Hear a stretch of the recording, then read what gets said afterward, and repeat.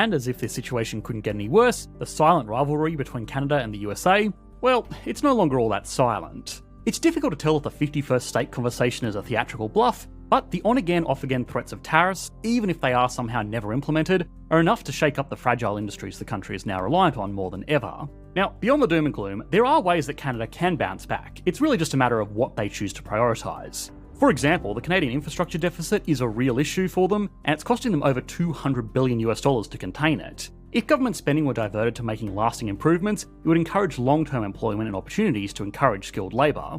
One of the more subtle reasons why this has been harder to solve is Canada's governmental structure, where cities bear a significant amount of the financial burden, effectively making a lot of these issues someone else's problem, while the population influx has created unprecedented strain. There's also the climate factor. The country has a harsh environment that's tough on infrastructure. Compared to temperate, dry economies, things just fall apart faster in the cold and the wet. This only becomes more difficult when looking at the northern end of the country, where the transport of materials is a major expense in and of itself. It's pretty much out of the question that Canada will surpass the US when it comes to incentives, but that doesn't mean that Canada isn't capable of slowing the outflow of its citizens by channeling money into better automation and industry tools, and by working to make more modest incomes go further, especially when it comes to housing.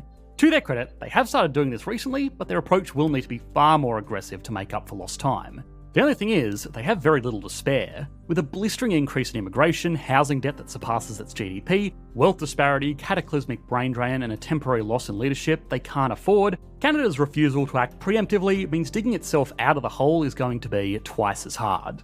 Now, in a lot of concerning ways, the Canada of today has a lot of similarities with the Spain of 2 decades ago, a story that famously did not end very well. Now, nobody can predict the future, but you should be able to click to that video on your screen now to see if you can spot the parallels. Thanks for watching, mate.